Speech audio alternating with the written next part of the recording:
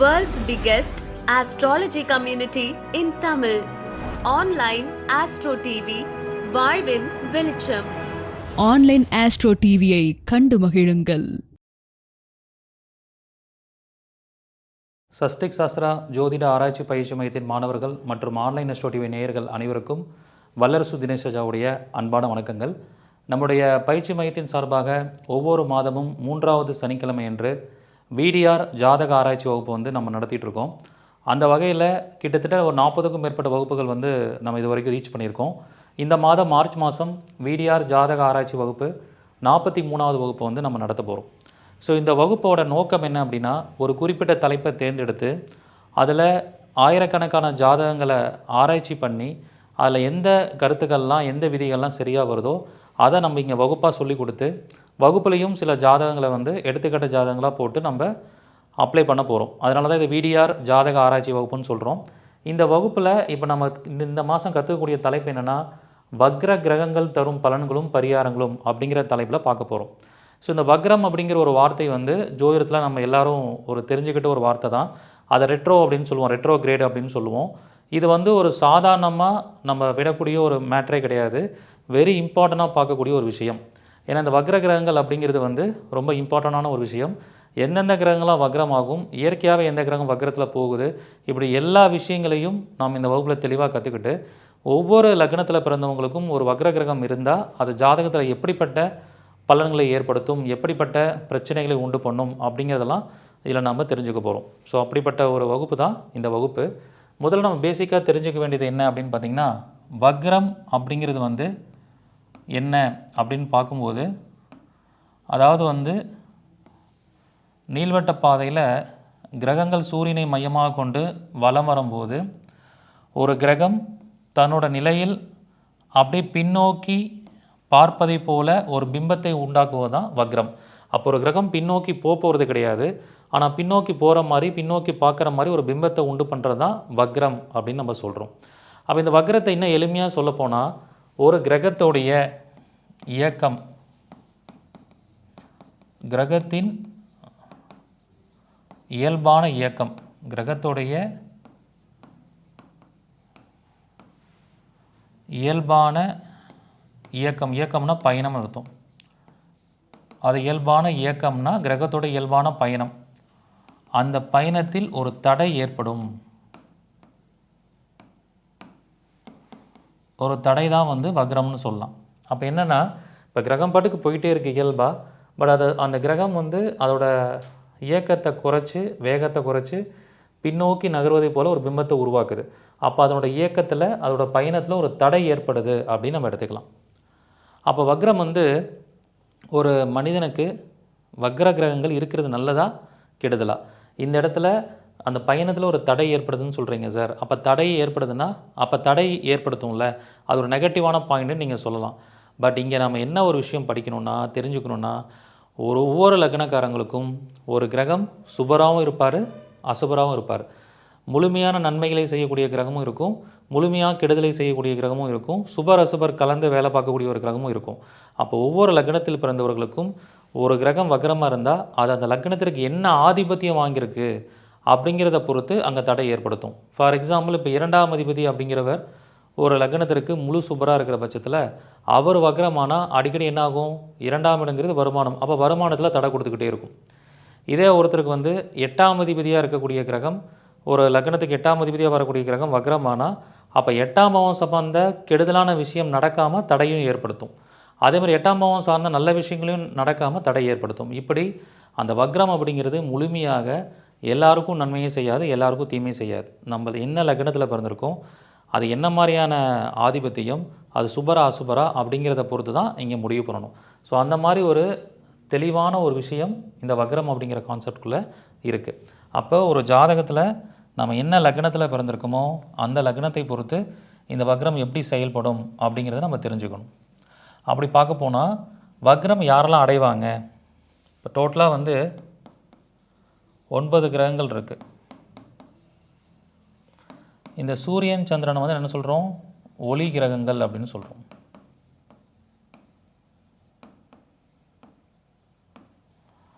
அதுக்கப்புறம் செவ்வாய், புதன், குரு, சுக்கிரன், சனி, இவங்க 5 பேரையுமே வந்து பஞ்சகோள்கள் அப்படின்னு சொல்கிறோம்.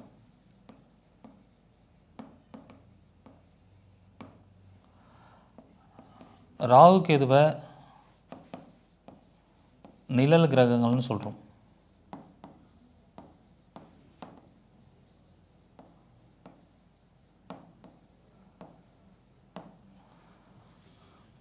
நிழல் கிரகங்கள் அப்படின்னு நம்ம சொல்கிறோம். அப்போ இந்த அமைப்பில் பார்த்தோம்னா இதை எப்படி நம்ம எடுத்துக்கிறது அப்படின்னு சொல்லி பார்க்கும்போது, இந்த ராகு கேதுக்கள் இயற்கையாகவே ரிவர்ஸில் வக்ரமாக போகக்கூடிய ஒரு தன்மை உள்ள நிழல் கிரகங்கள். அப்போ இயல்பான நிலையிலிருந்து வக்ரம் அடையக்கூடிய தன்மை யாருக்கு இருக்குன்னா இந்த பஞ்ச கோள்களுக்கு தான் இருக்குது. அப்போ இதுதான் ஒரு மேஜரான மாற்றத்தை உண்டாக்கும். அப்போ செவ்வாய் வக்ரமடையும், புதன் வக்ரமாகும், குரு வக்ரமாகும், சுக்கிரன் வக்ரமாகும், சனியும் வக்ரமாகும். இந்த பஞ்ச கோள்களும் வக்ரமாகும். சூரியன், சந்திரன், ஒளி கிரகங்கள் அவங்க வக்ரமாக மாட்டாங்க.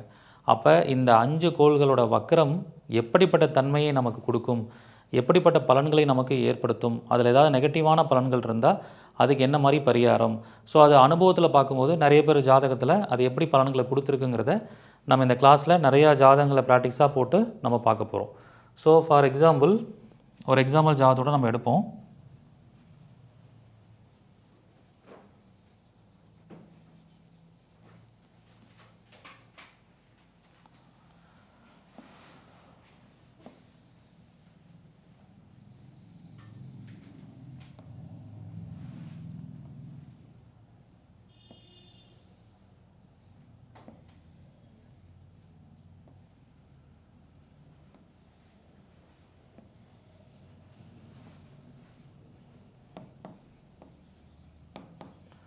இப்போ ரிஷப லக்னத்தில் ஒருத்தங்க பிறந்திருக்காங்க. ரிஷப லக்னத்துக்கு புதன் வந்து 11ஆம் இடத்துல போய் என்னவார்னா நீசமாவார். நம்ம நேரடியாக பார்க்கும்போது நம்ம என்ன சொல்லுவோன்னா, புதன் மீனத்தில் இருக்குது, மீனத்தில் புதனோட தன்மை வந்து பார்த்திங்கன்னா நீசம் அப்படின்னு சொல்லுவோம். அந்த வக்ரத்தை கவனிக்காமல் பலன் எடுத்தால் நம்ம நீசம்னே நினச்சிட்ருப்போம். அப்போ புதனுடைய காரகத்துவங்கள் அந்த ஜாதகருக்கு கிடைக்காது. புதன் வந்து இந்த லக்னத்துக்கு 2, 5 கூடியவனாக வராரு. ஸோ அப்போ 2ஆம் பாவங்கிற வருமானமும் குழந்தை பாக்கியம் இவர் கிடைக்கிறது சிரமம் அப்படிங்கிற மாதிரி ஒரு பலன் எடுப்போம். ஆனால் பார்த்திங்கன்னா அவர் நல்லா சம்பாதிச்சுட்டு இருப்பார். எதனாலனா இந்த வக்ரம் அடையும் போது ஜாதகத்தில் வக்ரம் அடைஞ்சால் அந்த கிரகம் வந்து பின்னாடி வீட்டிலேருந்து பலன் கொடுக்கக்கூடிய தன்மையை கொடுக்கும். புதன் என்ன பண்ணுவார், 11 இல்லாமல் இங்கே 10ஆம் இடத்துலேருந்து அவர் பலன் கொடுக்கக்கூடிய தன்மையை ஏற்படுத்துவார். அப்போ தொழில் ஸ்தானம் ரீதியாக வருமானம் கொடுக்கக்கூடிய அமைப்பு இது எல்லாத்தையுமே சிறப்பாக கொடுப்பார் அப்படின்னு சொல்லலாம். இது ஒரு பாசிட்டிவான பலன் நடக்கும். இன்னொரு விஷயம் என்னென்னா, இயற்கையாகவே ஒரு கிரகம் வக்ரம்னா அந்த கிரகத்தோடைய இயக்கத்தை, அந்த கிரகம் கொடுக்க வேண்டிய விஷயத்தை வக்ரம் அடையும் போது தடை பண்ணி கொடுக்கும். அதுவும் ரிஷப லக்னத்துக்கு இந்த புதன் முழு சுபர், வருமானத்தையும் பூர்வ புண்ணிய ஸ்தானத்தையும் குலதெய்வ அனுகிரகத்தையும் கொடுக்கக்கூடிய ஒரு கிரகம். அவர் வக்ரம் அடைஞ்சாலும் அவர் வந்து என்ன ஆகிறாரு, நமக்கு சுபராக வந்து வக்ரம் அடைகிறனால கிடைக்க வேண்டிய நன்மையை கொஞ்சம் டிலேவாக தாமதமாக கொடுப்பார் அப்படின்னு சொல்கிறோம். அப்போ ஒரு ஜாதகத்தில் ஒரு கிரகம் சுபராக வரும்போது நல்ல பலன்களை கொடுக்கக்கூடிய ஒரு கிரகம் வக்ரம் அடையக்கூடாது. இதே கெடுதல் கொடுக்கக்கூடிய கிரகம் வக்ரம் அடையலாம். இப்படி அந்த ஜாதகத்துக்கு ஏற்ற மாதிரி நம்ம இதை கால்குலேட் பண்ணணும். இது ஒரு கான்செப்ட். இது ஜனன ஜாதகத்திலே இந்த கான்செப்டை வந்து நம்ம எடுத்துக்கிறோம். அப்போ இந்த கிரகத்தோட பலன்கள்லாம் எப்போ ஒரு மனிதனுக்கு கிடைக்கும் அப்படின்னு பார்த்தீங்கன்னா, இப்போ இந்த ஜாதகருக்கு புதன் திசை புதன் புத்தி காலத்தில் இந்த வக்ர கிரகங்களுடைய பலன்களை வந்து அவங்க அனுபவிப்பாங்க அப்படின்னு நம்ம எடுத்துக்கலாம். அதே மாதிரி இந்த பலன்கள்லாம் முழுமையாக ஒரு ஜாதகருக்கு எப்போ ஒரு பெரிய பிரதிபலிப்பை ஏற்படுத்தும்னா, ஜனன ஜாதகத்தில் ஒரு கிரகம் வக்ரம் அடைந்திருந்தால் அதே கிரகம் கோச்சாரத்தில் வக்ரம் அடையும் போது, இப்போ இந்த எக்ஸாம்பிள் ஜாதகத்தில் புதன் வக்ரமா, அப்போ எப்பெல்லாம் கோச்சார புதன் வக்ரம் அடையுதோ, எப்பெல்லாம் கோச்சார புதன் வக்ரம் அடையுதோ அப்பெல்லாம் அந்த வக்ர புதன் வந்து பலன்களை பிரதிபலிப்பாங்கன்னு சொல்லலாம். இப்படி நாம் இந்த விஷயங்களை எடுத்துக்கணும். அப்போ என்ன ஆகும்னா, இப்போ இந்த புதன் வந்து இப்போ உங்களுக்கு நல்ல நன்மையில் இருக்கிறனால கிரக காரகத்துவ ரீதியாகவும் ஒரு தடை. அப்போ செக் சார்ந்த பிரச்சனைகள், டாக்குமெண்ட் சார்ந்த பிரச்சனைகள் இது கொடுக்கும். இப்போ வருமான பாவமாக வரனால வருமானம் நல்லா வந்துட்டு இருக்கிற இடத்துல வருமான பற்றாக்குறை ஏற்படும், கமிட்மெண்ட்ஸ்க்கு பணம் பத்தாமல் போகும். இந்த மாதிரியான விஷயங்கள்லாம் இது கொடுக்கும். இப்படி இந்த விஷயங்களை வந்து நம்ம பார்க்க வேண்டும். இதே இன்னொரு லக்னம் நம்ம எக்ஸாம்பிள் எடுத்துக்குவோம். இன்னொரு லக்னம் பார்த்திங்கன்னா துலா லக்னம். இந்த துலா லக்னக்காரங்களுக்கு குரு யாருன்னா 6 கூடையவன். ஒருவேளை குரு வந்து 11ல் போய் உட்காந்து வக்ரம் அடைகிறார். அப்போ என்ன சொல்லலாம்? 6ஆம் பாவம் சார்ந்த பலன்களை கொடுக்கக்கூடியவர் குரு. அவர் துலா லக்னக்காரங்களுக்கு வக்ரம் அடைகிறது ஒரு நல்ல விஷயம்தான். அப்போ என்ன பண்ணுவார்? 6ஆம் பாவம் சார்ந்த கெடு பலன்கள், நோய் கொடுப்பது, வழக்கு கொடுப்பது, எதிரிகளை கொடுப்பது, இந்த மாதிரி விஷயங்கள்லாம் வந்து கொஞ்சம் தடை பண்ணி கொடுப்பாரு, முழுசாக கொடுத்துட மாட்டார். அப்போ அது ஒரு பாசிட்டிவான ஒரு விஷயம் அப்படின்னு நம்ம எடுத்துக்கலாம். அப்போ இந்த மாதிரி ஒவ்வொரு லக்னத்திற்கும் அந்த 5 கோள்களும் பஞ்சகோள்களும் யார் வக்ரம் அடைஞ்சால் நல்லது, யார் வக்ரம் அடைஞ்சால் கெடுதல், எந்த இடத்திலிருந்து வக்ரம் அடைஞ்சால் நல்லது அப்படிங்கிறதெல்லாம் பார்க்கணும். ஸோ இன்னொரு எக்ஸாம்பிள் பார்ப்போம். ஸோ ஒருத்தவங்க வந்து இந்த வக்ரம் அப்படிங்கிற விஷயம் உபய லக்னக்காரங்களுக்கு ஒரு பெரிய லெவலில் சப்போர்ட் பண்ணும். ஏன்னா உபய லக்னத்துக்கு குரு புதன் வந்து கேந்திராதிபதி தோஷத்தை உண்டு பண்ணுவாங்க. அப்போ டைரெக்டாகவே சொல்லிடலாம், ஒரு உபய லக்ன ஜாதகத்தில் குருவோ புதனோ வக்ரமாக இருந்தால் அது ஒரு நல்ல அமைப்புன்னு சொல்லலாம்.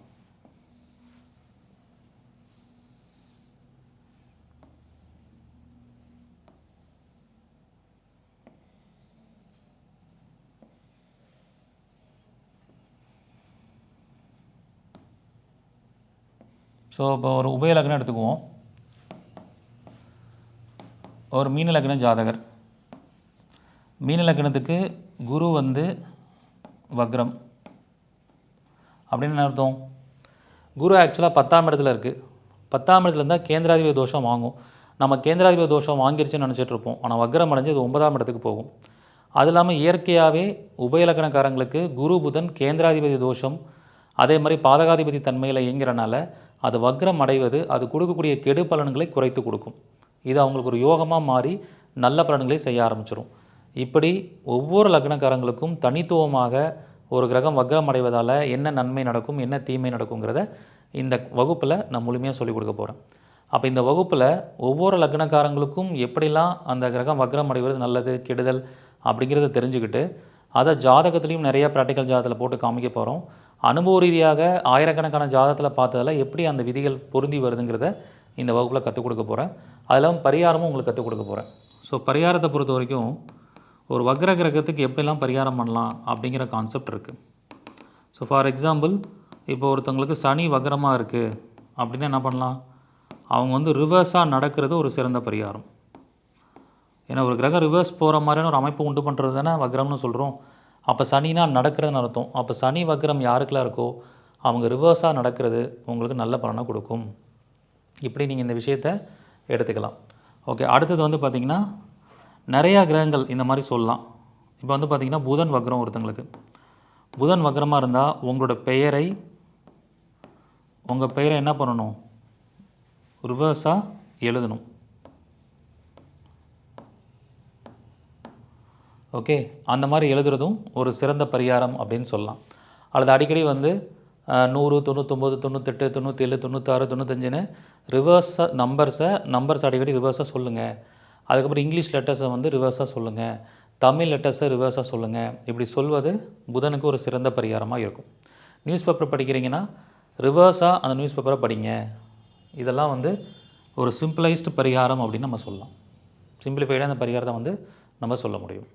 இப்படி அந்த 5 கோள்களும் பஞ்சகோள்களும் வக்ரம் அடையும் போது எப்படிப்பட்ட வாழ்வியல் பரிகாரம் பண்ணணுங்கிறதையும் இந்த வகுப்பில் தெளிவாக சொல்லிக் கொடுக்க போகிறேன். அது மட்டும் இல்லாமல் இந்த வக்ரம் பெற்ற கிரகம் இருக்கும்போது ஒரு மனிதனோட வாழ்க்கையில் நிறைய விஷயங்கள் கை கேட்டினது வாய் கேட்டாமல் போகும். கடைசி நேரத்தில் போய் அந்த விஷயம் அவங்களுக்கு சக்ஸஸ் ஆகாமல் போகும், ஃபெயிலியரை கொடுக்கும். அப்போ அந்த மாதிரி ஒரு அமைப்பு இருக்கிறவங்களுக்கு அதுக்குன்னு சில கோயில்கள் இருக்குது. அந்த சூட்சமமான கோயில்களுக்கு போயிட்டு வரும்போது அவங்களுக்கு அந்த வக்ரம் பெற்ற கிரகங்களுடைய தன்மை அவங்களுக்கு குறையும்னு சொல்லலாம். இப்போ நிறைய பேருக்கு ஜனன ஜாதகத்தில் கிரகம் வக்ரமாக இருக்காது. ஆனால் அவங்க ஒரு நல்ல காரியத்தை கோச்சாரத்தில் அந்த கிரகம் வக்ரமாக இருக்கும்போது பண்ணிவிடுவாங்க. அப்போ என்ன ஆகும்னா, எப்போ மறுபடியும் கோச்சாரத்தில் அந்த கிரகம் வக்ர நிவர்த்தி ஆகுதோ அப்போ அந்த காரியத்தோட விஷயங்கள்லாம் அத்தோடு முடிஞ்சு போயிடும். திருமண வாழ்க்கையிலேருந்து, பிஸ்னஸ்லேருந்து, ஒரு கார் வாங்குகிற விஷயத்துலேருந்து பல பேருக்கு அந்த மாதிரி பிரச்சனைகள் நடந்திருக்கு. அப்போ ஜனன ஜாதகத்துலேயும் வக்ரமாக இருந்து கோச்சாரத்துலேயும் வக்ரமாக இருந்தால் ஒரு காரியத்தை ஆரம்பிங்க. ஜனன ஜாதகத்தில் உங்களுக்கு வக்ரம் இல்லைன்னா கோச்சாரத்தில் வக்ரமாக இருக்கும்போது எதையும் பண்ணக்கூடாது. இந்த மாதிரி நிறைய கண்டிஷன்ஸ் இருக்குது. அதெல்லாம் நான் வகுப்பில் கிளியராக உங்களுக்கு சொல்லிக் கொடுக்க போகிறேன். அதே மாதிரி இந்த வக்ரத்துக்கு என்னமான கோயில்களுக்கு போகணும், அதை எந்த காலகட்டத்தில் போகணும், அங்கே போய் என்ன மாதிரி பரிகாரங்கள் பண்ணணும் அப்படிங்கிறதையும் நான் வகுப்பில் கிளியராக சொல்லிக் கொடுப்பேன். அதை ஃபாலோ பண்ணிக்கோங்க. இந்த வகுப்புக்கான கட்டணம் பார்த்திங்கன்னா ஜஸ்ட்டு 500 rupees தான். நம்மளுடைய பயிற்சி மையத்தின் சார்பாக நடத்தக்கூடிய வகுப்புலேயே மிக குறைந்த கட்டணத்தில் நடக்கக்கூடிய வகுப்பு இந்த வகுப்பு தான். இது வந்து ஆராய்ச்சி வகுப்பு. பேசிக் அஸ்ட்ராலஜி ஓரளவுக்கு தெரிஞ்சாலே போதும். இந்த வகுப்பு உங்களுக்கு புரியும். தெரியாதவங்களுக்கும் ஏற்ற மாதிரி புரிகிற மாதிரி தான் கிளாஸில் சொல்லிக் கொடுப்பேன். ஸோ இந்த அருமையான வாய்ப்பை நீங்கள் எல்லோரும் பயன்படுத்திக்கோங்க. மிக குறைந்த கட்டணத்தில் ஒரு மிகப்பெரிய சூட்சமங்களை நீங்கள் கற்றுக்க முடியும். நிறைய பேர் லைஃப்பில் எடுக்கக்கூடிய டிசிஷன் மேக்கிங்ஸ், தொழில் நஷ்டம், கல்யாணம் ஆகாமல் போகிறது, கல்யாண பிரிவினை, அதே மாதிரி ஒருத்தவங்களுக்கு ஒரு இறப்பு ஏற்படுறது கூட இந்த வக்ர கிரகத்தோட தன்மையில் நடக்கும். ஒரு சர்ஜரி பண்ணுறாங்கன்னா கூட வக்ர கிரகம் கோச்சாரத்தில் போகும்போது சர்ஜரி பண்ணிடுவாங்க, அப்போ பொழைச்சிருவார். ஆனால் வக்ர நிவர்த்தி ஆனோன்னே இறந்துருவார். சர்ஜரி பண்ணி நல்லா தானே இருந்தாருன்னு நினைப்போம், ஆனால் வக்ர நிவர்த்தி ஆகும்போது மரணத்தை கொடுக்கும். இப்படி பல சூட்சமங்கள், ஒரு சின்ன விஷயத்துலேருந்து உயிர் போகிற விஷயம் வரைக்கும் பல விஷயங்கள், பல பலன்கள் ஒரு மனிதனோட வாழ்க்கையில் இந்த வக்ர கிரகம் கொடுக்கும். ஸோ ஒரு இம்பார்ட்டன்ட் சப்ஜெக்ட். இந்த அருமையான வாய்ப்பாக பயன்படுத்திக்கோங்க. முதல்ல ஜாயின் பண்ணக்கூடிய 500 நபர்களுக்கு மட்டுமே அனுமதி. வாய்ப்பு இருக்கிறவங்க முன்பதிவு பண்ணிக்கோங்க. நன்றி, வணக்கம், வாழ்க வளமுடன்.